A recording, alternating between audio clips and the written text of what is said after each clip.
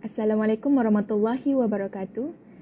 Kami daripada kumpulan 6 akan membentangkan sebuah tajuk iaitu sekularisme, khususnya dalam pendidikan. Sebelum itu, saya akan memperkenalkan diri saya. Saya Sufia binti Hairudin. Ayo kita mulakan dengan pengenalan. Saya mulakan dengan pengenalan kepada sekularisme. Sekularisme adalah suatu ideologi atau kata mudahnya fahaman. Ia berkonsepkan pemisahan urusan keagamaan atau ketuhanan dengan keduniaan. Perkataan bahasa Inggeris iaitu secular bermaksud keduniaan atau kebendaan. Dapat kita lihat dengan jelas konsep sekularisme ini. Sekularisme ini juga dikenali sebagai al-ilmaniyah atau ad-dunyawiyah iaitu tiada hubungan dengan agama, bahkan berlawanan dengan akhirat. Konsep ini juga bertentangan dengan istilah ad-din iaitu menyeluruh. Penyokong fahaman ini menerima agama sebagai amalan atau perkara yang dianuti saja dan tidak lebih daripada itu, seperti cara hidup dan lain-lain. Secara umumnya, fahaman ini menjelaskan konsep atau fahaman bebas daripada terikat dengan peraturan agama dalam segala aspek kehidupan. Seterusnya, kita beralih kepada pendidikan. Perkataan ini berasal daripada kata akar didik iaitu jaga, pelihara dan ajar. Pendidikan ini juga dikenali sebagai pelajaran, ajaran, latihan dan tuju ajar. Bahasa Inggeris pendidikan iaitu education ialah proses memberi atau menerima arahan yang sistematik terutamanya di sekolah dan universiti. Asalnya pendidikan iaitu education berasal daripada dua perkataan Latin iaitu ex dan iuridec yang dirujuk sebagai memimpin iaitu mengumpul pengetahuan dalam diri bagi membentuk kebolehan. Educare to lead out, educare to train. Jadi, apa boleh kita faham tentang maksud sekularisme dalam pendidikan ini? Okey. Sekularisme dalam bidang pendidikan ini merujuk kepada dasar pendidikan yang harus terpisah dengan agama dan tidak ada kena-mengena dengan agama atau akhirat atau kemaslahatan manusia di alam yang kekal, abadi atau tidak ada kena-mengena dengan pertimbangan-pertimbangan yang timbul dengan kewujudan Tuhan atau keabadian roh. Atau mudah untuk kita faham adalah bidang pendidikan diasingkan dengan bidang keagamaan. Bidang keduniaan diasingkan dengan bidang akhirat. Seterusnya, saya akan serahkan pembentangan ini kepada Fatin dan dia akan menerangkan tentang latar belakang sekularisme. Zaman ini dikenali sebagai zaman gelap. Eropah telah ditinggalkan dalam pelbagai sektor pada zaman ini. Salah satu daripadanya adalah dari segi ilmu pendidikan. Namun begitu, pihak gereja pada masa itu hanya menitikkan berat yang berkaitan dengan ilmu aspek keagamaan sahaja. Ilmu sains dikatakan pada masa itu sebagai ilmu Islam. Sesiapa yang sahaja yang mempelajari dan kepercayaan mereka terhadap ilmu sains akan dibunuh. Masyarakat di zaman tersebut mengamalkan dan menerima apa yang disuruh tanpa usul periksa sahaja. Kemudian, berlakunya zaman yang dikenali sebagai zaman Renaissance. Ramai orang Eropah, terutamanya jiran daripada negara jiran iaitu Itali, datang menuntut ilmu disebabkan munculnya negara Islam di sana, iaitu Sepanyol. Proses Renaissance dipercepatkan oleh pihak gereja yang memainkan peranan yang penting pada masa itu. Pihak gereja yang berpengaruh pada masa itu menindas kebebasan aliran agama, juga menindas kebebasan individu, ekonomi dan pelajaran.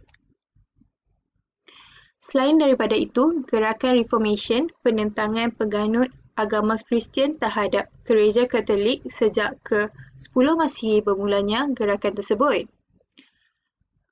Semua masyarakat memusywarahkan kedudukan amalan gereja Katolik yang bertentangan dengan ajaran kitab Bible. Pihak gereja pada zaman tersebut lebih mendorong kepada mengamalkan gaya hidup pemerintahan yang tidak mencerminkan keagamaan. Seterusnya, revolusi Perancis pada tahun 1789.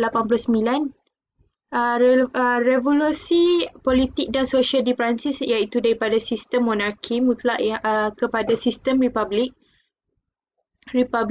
Demokrasi dikenali sebagai Revolusi Perancis. Secara ringkasnya, perubahan-perubahan yang telah dilakukan pada masa itu akhirnya telah dibuat oleh orang Barat atau orang Kristian bahawa untuk memajukan revolusi tersebut perlu singkirkan agama daripada semua aspek. Objektif kajian menjelaskan ciri-ciri sekularisme dalam pendidikan, mengkaji kaedah-kaedah penyebaran fahaman sekularisme melalui pendidikan, menghuraikan kesan-kesan sekularisme dalam pendidikan di Malaysia terhadap golongan individu, masyarakat dan negara. Menjelaskan faktor-faktor dan perbandingan di antara pendidikan sekular dan pendidikan Islam sekularisme dalam pendidikan di Malaysia. Menghuraikan perbandingan di antara pendidikan Islam dan pendidikan sekular. Seterusnya, saya akan membentangkan ciri-ciri sekularisme dalam pendidikan. Ciri yang pertama adalah memisahkan antara pendidikan dan rohani. Fahaman ini menghapuskan nilai-nilai keagamaan dalam pendidikan. Ia tidak mengedahkan perihal akhirat dan hanya fokus kepada pencapaian dunia semata-mata. Fahaman ini membawa pemikiran iaitu mempelajari ilmu untuk memperoleh segulung ijazah dan bukannya kerana hakikat ilmu itu sendiri. Sebagai contoh, menimba ilmu untuk memperbaiki diri, menimba ilmu untuk menyampaikan kepada orang ramai. Ciri yang kedua adalah bersifat terasing dari sudut keagamaan. Fahaman ini menjauhkan agama dari landasan penting sebagai panduan dan hala tuju hidup manusia. Ia meletakkan agama sebagai suatu yang tidak penting dalam kehidupan dan menganggap agama sebagai disiplin sahaja dan bukannya menjadikan agama sebagai adin iaitu menyeluruh. Ciri yang seterusnya adalah mengenepikan hal akhirat. Mereka berpandangan iaitu urusan akhirat adalah perkara kedua manakala urusan keduniaan diutamakan. Dengan fahaman ini, terwujudnya ideologi baharu iaitu materialisme, individualisme dan kapitalisme dan lain-lain. Dan ciri yang keempat adalah mewujudkan perbezaan pandangan masyarakat. Terdapat perbezaan pandangan antara golongan yang mempelajari agama dan ilmu bukan agama. Kejayaan yang diperolehi oleh para pelajar yang menuntut ilmu bukan agama lebih diperkatakan berbanding pencapaian pelajar yang mendalami ilmu agama. Terdapat tanggapan betapa pentingnya memperolehi kejayaan dalam bidang ilmu bukan agama dalam fahaman sekularisme ini. Seterusnya ialah kaedah penyebaran sekularisme melalui pendidikan di Malaysia. Kaedah yang pertama ialah sekatan pengajian agama Islam secara moden dan material. Sekatan secara moden ialah mereka bersikap berat sebelah dengan memperlekehkan golongan penuntut agama dan tuan guru mereka dengan membeza-bezakan dengan guru-guru agama dan guru-guru subjek lain dalam sesuatu perkara yang disengajakan. Dari segi perjawatan pula, lepasan bidang agama kurang mendapat peluang tetapi bagi lepasan bidang-bidang lain, begitu mudah untuk mereka menyandang sesuatu jawatan. Ada juga yang menganggap bahawa jika seseorang individu itu memilih bidang agama, ianya tidak akan menyamin kehidupan. Seterusnya ialah kaedah sekatan secara sekatan secara material. Pengajian secara material dilakukan untuk memberi ruang kepada pengajian yang tidak menekankan tentang isu-isu keagamaan. Pengajian sebegini akan dibantu dan dibangunkan serta diberi kemudahan dari segi material. Keadaan ini juga sudah jelas dilihat di Malaysia, iaitu pusat pengajian yang bukan di bawah tanggungan pihak kerajaan.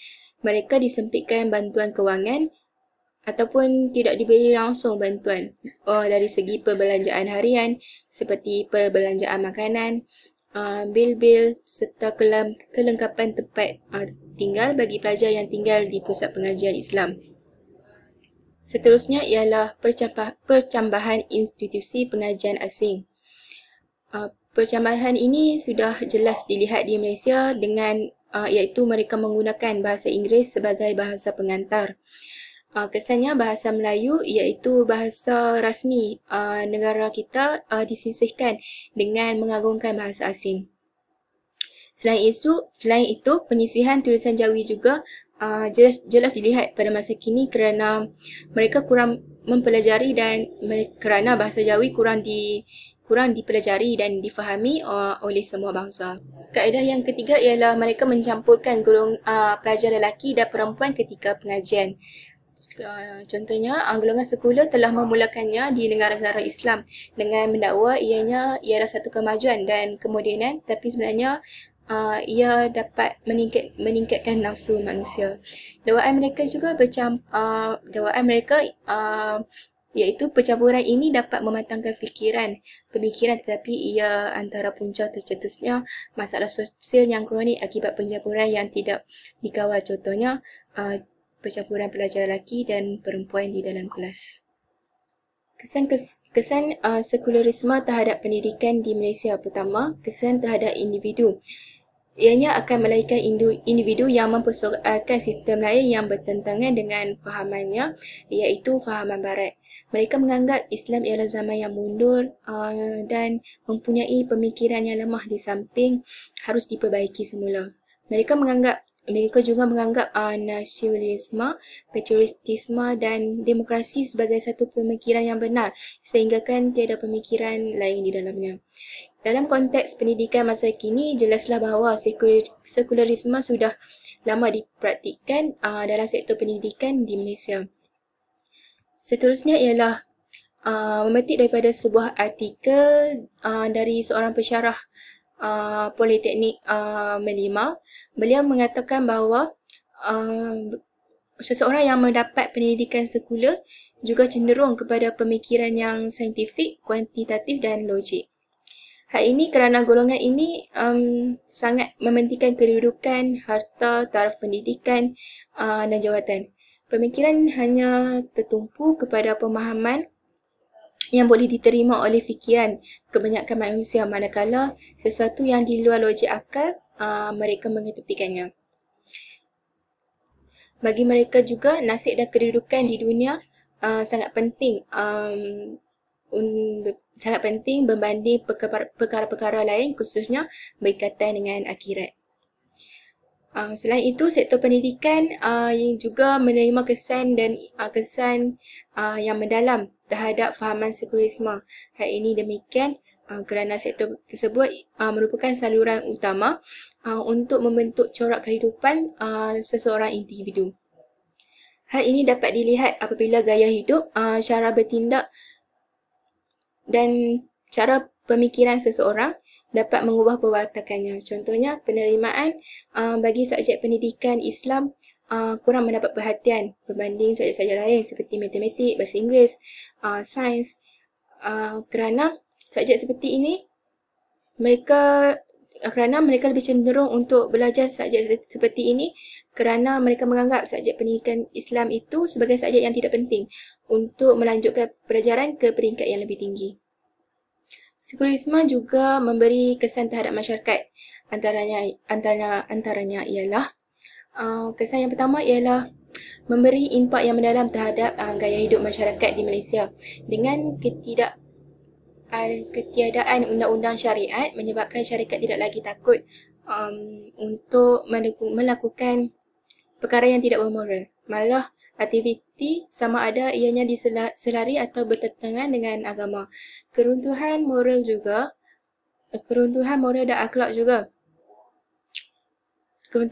akhlak dalam kalangan masyarakat yang amat membimbangkan. Seterus, ianya akan mengakibatkan peningkatan gejala sosial yang tidak bermoral seperti homoseksual, dadah, arak dan sebagainya. Seterusnya, ianya akan melahirkan masyarakat yang berpandangan sekularisme. yang berpandangan sekular. Fahaman ini melahirkan generasi yang memusuhi syariat Islam.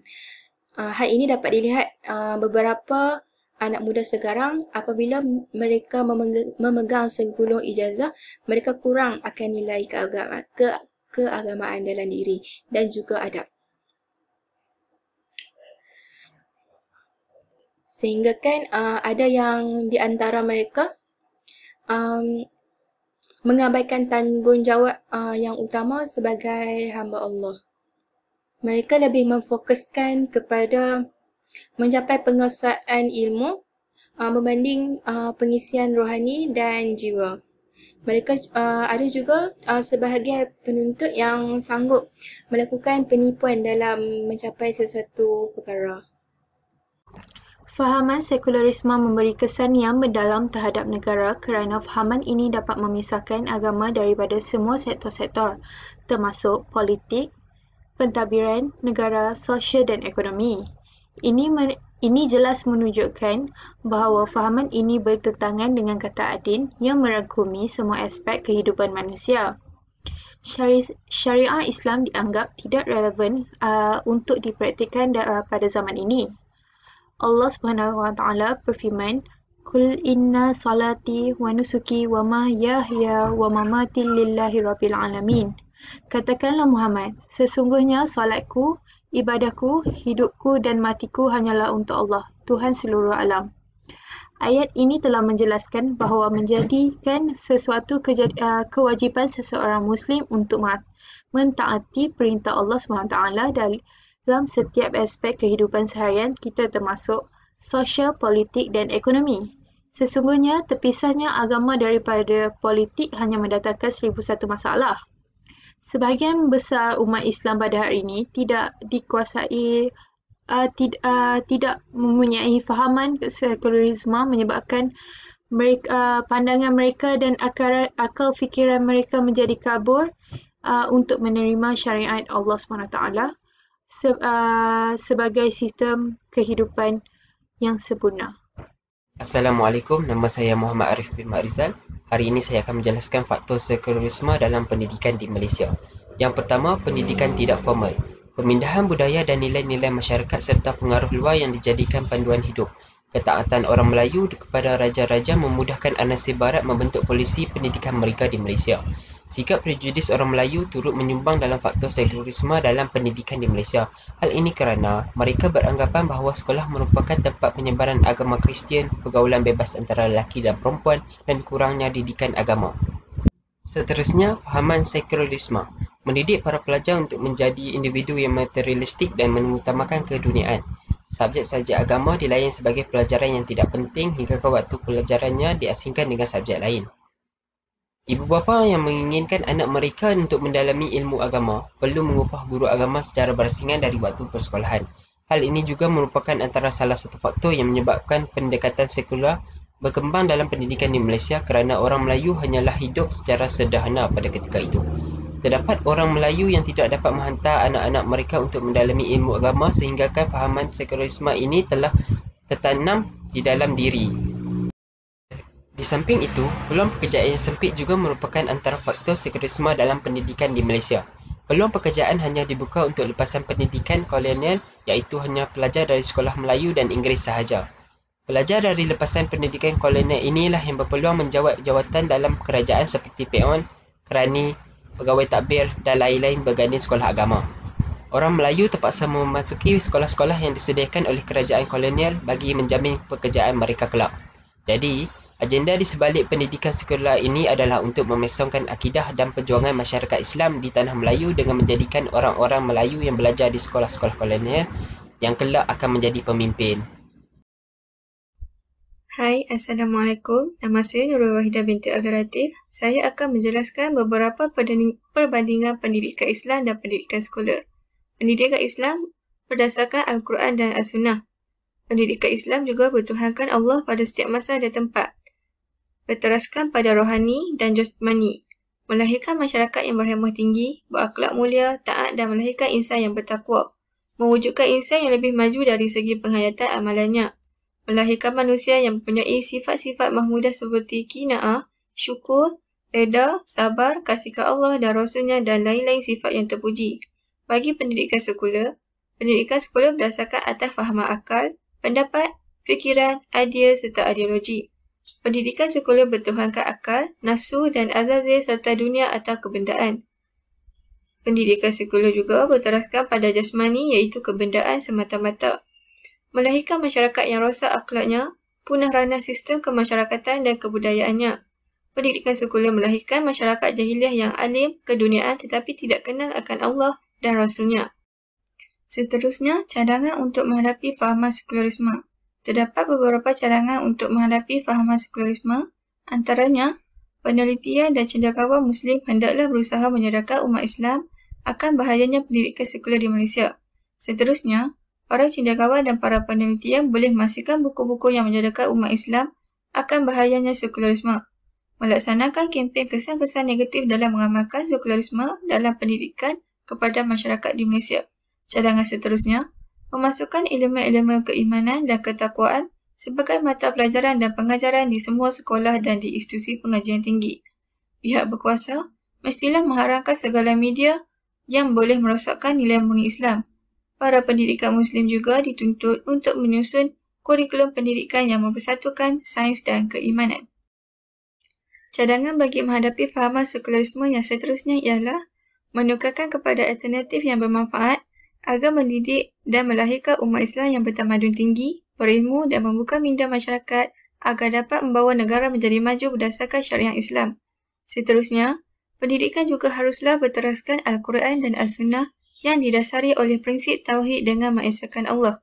Cadangan yang terakhir ialah masyarakat masa kini haruslah digesa untuk kembali kepada ajaran Islam yang sebenar dengan menitik beratkan elemen pendidikan Islam di dalam sistem pendidikan masa kini.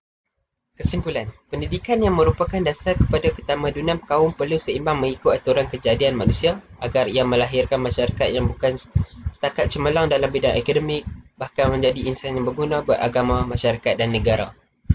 Selain itu, fahaman sekularisme yang merupakan agenda barat yang bertujuan menjatuhkan umat dan kesepaduan Islam seharusnya tidak dibiarkan berterusan begitu sahaja. Di samping itu, kita seharusnya tidak membiarkan masyarakat Islam terutamanya para penuntut ilmu disekularkan oleh Barat kerana hakikatnya kesenangan yang diperkatakan hanyalah keseronokan yang sementara walhal kesenangan yang perlu diraih adalah syurga. Seterusnya, kita haruslah menjadikan keseluruhan ajaran dan perintah Allah SWT sebagai way of life iaitu cara hidup yang merangkumi seluruh aspek kehidupan. Akhir sekali, menjauhi dan memerangi fahaman sekularisme kerana agama dan kehidupan tidak dapat dipisahkan. Sekian, terima kasih.